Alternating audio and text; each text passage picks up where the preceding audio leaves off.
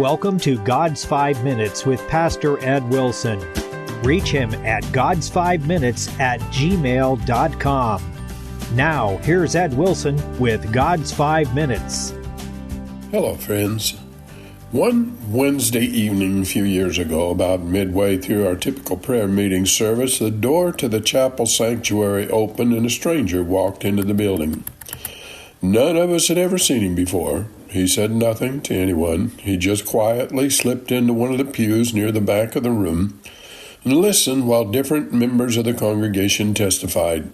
We concluded our prayers and songs as we usually do, and as the dismissal prayer began, I saw him edging out of the row and toward the exit.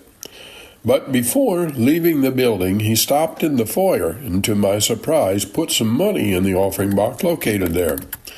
We had many times had folks from off the streets come to ask us for money, which we usually supplied, but this was new for someone completely unknown to us to leave money instead. So I followed him out into the parking lot to his vehicle. "Hello, friend," he said. "Thanks for coming to our little service here tonight. You're always welcome. But I noticed you left an offering, and I want to thank you for that as well. Would you mind to give me an explanation?" And he did. He certainly did. He said his wife had been ill, that she'd been hospitalized with a serious health condition. For a time, her life hung in the balance. But treatment had been successful. She was on the road to recovery. He was a God-fearing man, new to our location, not affiliated with any religious assembly in our area. But he had pledged to God for his mercy to his wife that he'd like to go to a Christian worship service and find a way to show God his appreciation. So he randomly chose ours. I asked him to come back in with me. The congregation were yet seated. I called for their attention, gave them the gentleman's name, and invited him to share his testimony. His face shone, and tears began to drop down our faces as he softly told of what his wife meant to him, of how they had found themselves in a strange community in an hour of need, but God had stood by them. Now things were better. The future was bright again. They had hope for tomorrow. And then, without staying to do more than shake hands with a couple of people, he went down the steps leading from the building and was gone into the night. It was a very poignant moment, and one I expect to never forget. It was a fulfilling of the verses David penned in the 56th Psalm when he was pondering the hardships life had brought him and the gracious manner in which God's hand had been upon him. Here's how the psalm concludes in verses 12 and 13. "Thy vows are upon me, O God. I will render praises unto thee, for thou hast delivered my soul from death. Wilt thou not deliver my feet from falling, that I may walk before God in the light of the living?"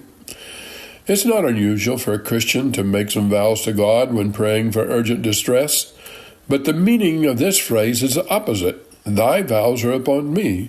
God has covenants toward us too, friends.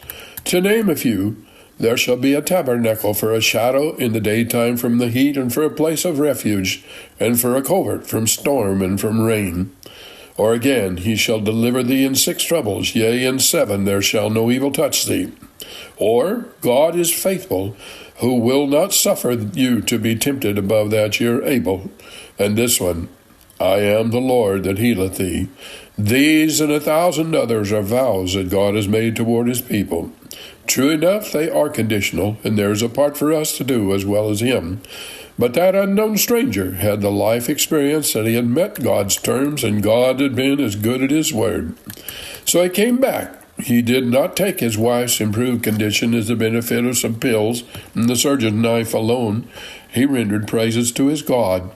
Only God can deliver any of our souls from the dark night of spiritual death. Since he had had this divine intervention in his world, he found reassurance the pathway he was walking was right. This light of the living would forever shine on his path, and it can be the same to shine on yours and mine. Have you talked to God today? You have been listening to God's 5 Minutes with Pastor Ed Wilson.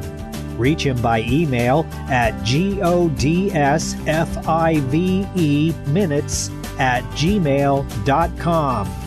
Tune in next time to hear more encouraging thoughts from God's Word on God's 5 Minutes with Pastor Ed Wilson.